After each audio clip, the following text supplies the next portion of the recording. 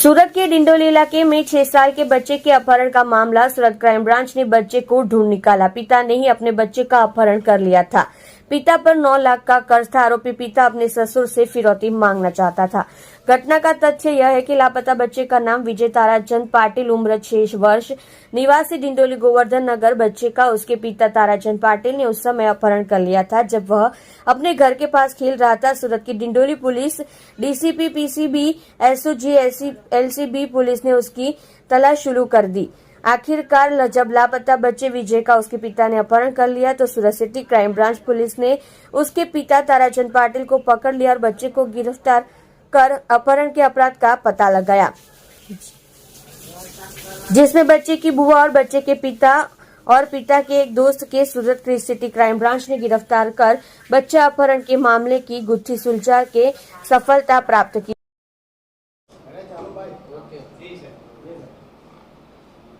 ગઈ તારીખ 6 જુલાઈ 2024ના રોજ જીજ્ઞાનગર ડિંડોલી પાસેથી તારાચંદ ઉત્તમ પાટીલના એક 6 વર્ષના બાળકનું કિડનેપ થયો હતો। 6 તારીખે આ બાળક ગુમ થતા એના પિતાજીએ 7 તારીખે પોલીસને ઇન્ફોર્મ કર્યા હતા। તમામ પોલીસ રથયાત્રા બંદોબસ્તમાં રોકાયેલી હતી। તેમ છતાં 7 તારીખથી કન્ટિન્યુ સુરત ક્રાઇમ બ્રાન્ચની ટીમ, ડિંડોલી પોલીસ સ્ટેશનની ટીમ વગેરે રાત દિવસ મહેનત કરતા હતા। આ તપાસ દરમિયાન આના સીસીટીવી ફૂટેજના એનાલિસિસ કરતાં ખબર પડી કે તારાચંદ ઉત્તમ પાટીલે જ પોતાના છોકરાને કિડનેપ કર્યો હતો અને પોતાની બેન જ્યોતિ અને એક મિત્ર કરણ મારફતે આ છોકરાને બુલધાણા મહારાષ્ટ્ર મોકલી આપવામાં આવ્યો હતો। ગઈ મોડી રાત્રે આજ વહેલી સવારે 3 વાગે સુરત ક્રાઇમ બ્રાન્ચની ટીમ અને ડિંડોલી પોલીસની ટીમે એને નંદુરબાર પાસેથી ચાલુ ટ્રેનમાંથી છોકરાને આઈડેન્ટિફાઈ કરી અને બાળક અને એની સાથે કિડનેપિંગ કરણ બંનેને પકડી પાડવામાં આવ્યા હતા।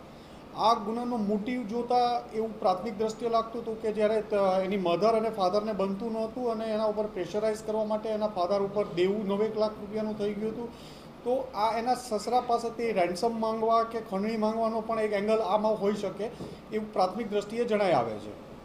હાલ આમાં એના ફાધર તારાચંદ ઉત્તમ પાટીલ, એની બહેન જ્યોતિ ઠાકરે અને કરણ વાકોડે 3ની ધરપકડ કરવામાં આવી છે અને આગળની તપાસ ચાલુ છે।